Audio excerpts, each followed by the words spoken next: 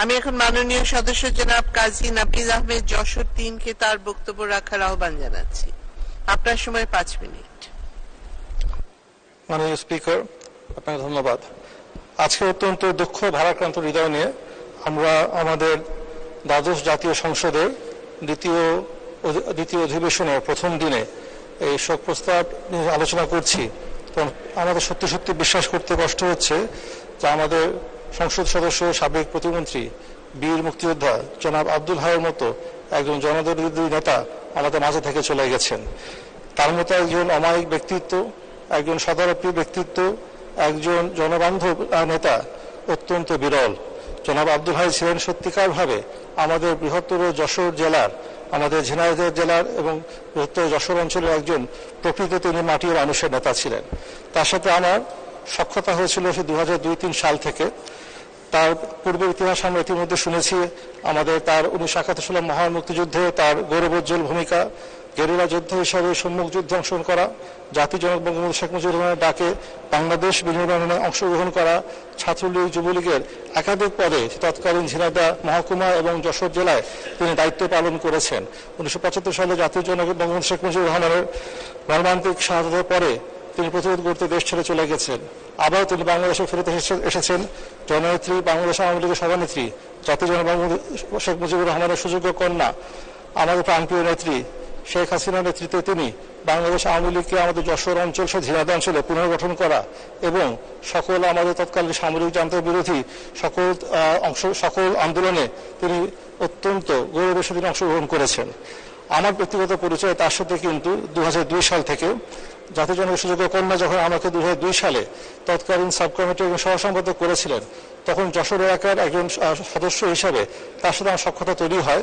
তখন প্রথম পরিচয় হয় যেন আব্দুল হাইয়ের সাথে সেই ঝিনাইদহ 1 আসনে। তখন অত্যন্ত 16 কোটি আসন ছিল, এমন একটা আসন যা কিন্তু আওয়ামী লীগ 1991 সালে জয়লাভ করতে পারেনি, 96 সালে জয়লাভ করতে পারেনি। 2001 সালে সেই সময় তিনি কিন্তু সেই আসন জয়লাভ করে দেখেছিলেন। তিনি কিন্তু হচ্ছেন একজন সত্যিকার হয়ে প্রকৃত মাটির মানুষের তিনি নেতা। জনাব আব্দুল হাই ছিলেন সদালবী ব্যক্তি।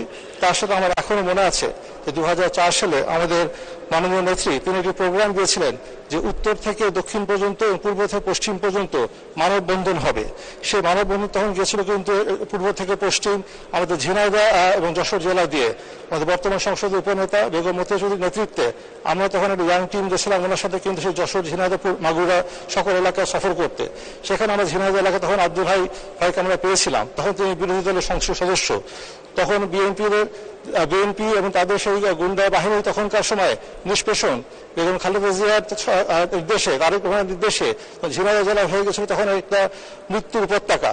সেটার মধ্যে আমাদের আব্দুল ভাই আমাদের অর্গানাইজ করে বিভিন্ন মানুষের নিয়ে এসে তিনি যে মানববন্ধন করেছিলেন, আমাদের সেই বিশাল মানববন্ধন মাননীয় নেত্রীর নির্দেশে, সেটা ছিল তখন কিন্তু অত্যন্ত বিশাল প্রাণ সঞ্চার করেছিল আমাদের যশোর এলাকার মানুষের জন্য। আব্দুল হাই ভাই আমাদের এমন একজন নেতা, তিনি কিন্তু ছিলেন এমন এক ব্যক্তিত্ব যে আমাদের বৃহত্তর যশোর অঞ্চলের কিন্তু ইতিহাস তার জীবনের সাথে কিন্তু অঙ্গাঙ্গিভাবে জড়িত হয়ে আছে। আব্দুল হাই ভাইয়ের সাথে আমার একটা মধুর সম্পর্ক ছিল। তিনি সবসময় কিন্তু আমাকে হেসে জামাই বলে তিনি আমার সম্বোধন করতেন। কারণ আমার মরহুম শ্বশুর সাবেক স্বরাষ্ট্রমন্ত্রী মেজর আব্দুর রহমান সিদ্দিকীর যদিও বাড়ি যশোর সকলে জানে, তার অরিজিনাল বাড়ি কিন্তু হচ্ছে ঝিনাইদহ শৈলকুপা ধাওড়া গ্রামে। এই জন্য তিনি শৈলকুপার জামাই হিসেবে আমাকে সবসময় তিনি হাসি মুখে জামাই বলে ডাকতেন। তার সেই হাসি মুখ, তার সেই অমায়িক ব্যবহার, তার মানুষের প্রতি তার ভালোবাসা, মানবত্ববোধ সত্যিকারভাবে কিন্তু আমাদের সকলের হৃদয়ে কিন্তু প্রথিত হয়ে আছে। আমরা সত্যি তার আত্মার মাগফিরাত কামনা করছি। তার শোক সন্তপ্ত পরিবারে কিন্তু আমাদের সমবেদনা জ্ঞাপন করছি। এবং জনাব আব্দুল হাইয়ের জীবন থেকে আমাদের অনেক কিছু শিক্ষণীয় আছে। বর্তমানে আমরা যারা জনপ্রতিনিধি আছি বিভিন্ন পর্যায়ে আমাদের কি করে আরো জনবান্ধব হওয়ার জন্য, মানুষের কাছে যাওয়ার জন্য, সেবার ব্রত নিয়ে, মানুষের জন্য কাজ করার ব্রত নিয়ে কি করে আমরা মানুষের পাশে দাঁড়াতে পারি। আমাদের নেত্রী আমাদের যেভাবে নির্দেশ দিয়েছেন, আমরা যেভাবে তিনি ডিজিটাল বাংলাদেশ তৈরি করেছেন, ভবিষ্যতে স্মার্ট বাংলাদেশ তৈরি করে আমাদের নির্দেশ দিয়েছেন তিনি 2041 সালের মধ্যে, সেই আব্দুল হাইয়ের জীবন থেকে শিক্ষা নিয়ে আমাদের কিন্তু সামনে এগিয়ে যেতে হবে। আমি আবারও যেন আব্দুল ভাই আমাদের কাছে নাই, এটা চিন্তা করতে বেশ কষ্ট হচ্ছে। তার সাথে অনেকবার বিমানে আমরা গেছি, যশোর এয়ারপোর্টে নেমেছি, গল্প করতে করতে পাশাপাশি আসনে আমরা গিয়েছি, একসাথে এসেছি। তাকে আমরা সত্যি অভাব আমাদের জন্য কিন্তু দীর্ঘদিন থাকবে। আমাদের বিশ্বাস তার জীবনের তার সকল অর্জনগুলো আমাদের সামনে থাকবে পাথর হিসেবে, এবং মহান আল্লাহ রাব্বুল আলামিন তাকে বেহেশতে নসিব করবেন, তার সকল আমল আমরা গ্রহণ করে নেবেন, তার শোক সন্তপ্ত পরিবার আন্তরিক সমবেদনা রইল। জয় বাংলা, জয় বঙ্গবন্ধু, বাংলাদেশ চিরজীবী হোক। ধন্যবাদ মাননীয় সদস্য।